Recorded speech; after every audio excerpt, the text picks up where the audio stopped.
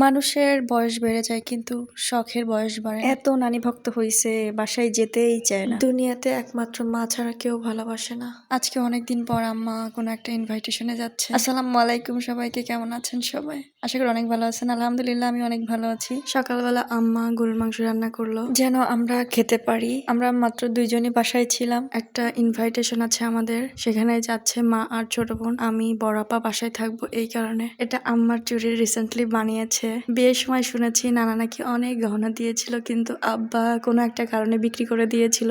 যদিও সেটা পেটে খায়নি, ওই টাকা দিয়ে জমি কিনেছিল। কিন্তু শখ তো শখ, বয়স বেড়ে গেছে হয়তো 40-এর কোঠায়, কিন্তু শখ তো আর মরে যায়নি। আম্মা এটা অনেক কষ্ট করে টাকা গুছিয়ে মেহনত করে বানিয়েছে। আবার ভাগ্নি সাজুগুজু করে মার সাথে রওনা দিল।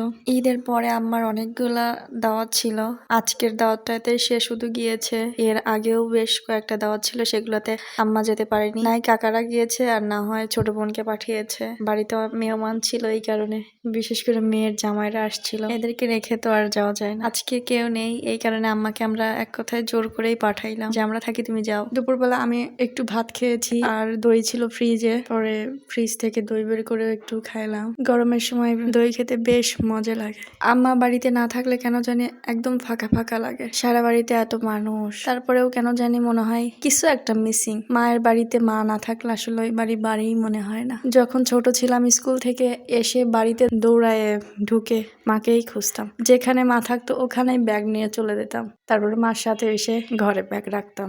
আপনাদের শৈশব কেমন কেটেছে? এখন শুধুমাত্র সংখ্যায় বয়সটা বেড়ে গিয়েছে, কিন্তু সেই আগের অভ্যাসগুলো এখনো রয়ে গিয়েছে। হয়তো বা এই অভ্যাসটা ততদিন থাকবে যতদিন মা বেঁচে থাকবে।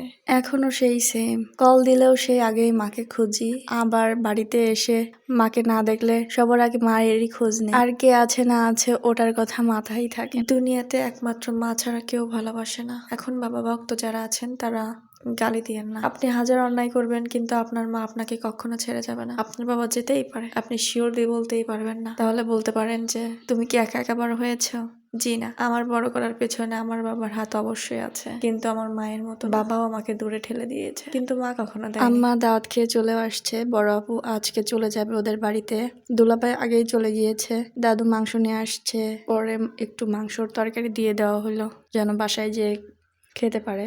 এখন অলমোস্ট বিকাল আপ হয়ে গিয়েছে, সন্ধ্যার কাছাকাছি আর কি। তো ওদেরকে গাড়িতে উঠায় দেওয়ার জন্য সবাই আসা হয়েছে রাস্তায়। আমাদের বাড়ির সাথে একদম রাস্তা, বাড়ি থেকে বের হইলেই রাস্তা। আমাদের এদিকে রিক্সা চলে না, এদিকে ভ্যান গাড়ি চলে। পরে ওদেরকে আগায় দিয়ে আসলাম। আমার ভাগ্নিটা এত বেশি নানি ভক্ত হয়েছে, যেতেই চায় না, জোর করে নিয়ে যাওয়া হচ্ছে। আমি এত বলতেছিলাম একটু টাটা দাও, কিন্তু মন খারাপ, ও যেতেই চাচ্ছিল না। সবাই ভালো থাকবেন, ভালো রাখবেন ভালোবাসার মানুষগুলোকে। আজকের ভিডিওটি এই পর্যন্ত, আবার দেখা হবে হয়তো আল্লাহ বাঁচিয়ে রাখলে নতুন কোনো ভিডিওতে। এই পর্যন্ত সবাই সুস্থ থাকবেন, আমার জন্য দোয়া করবেন।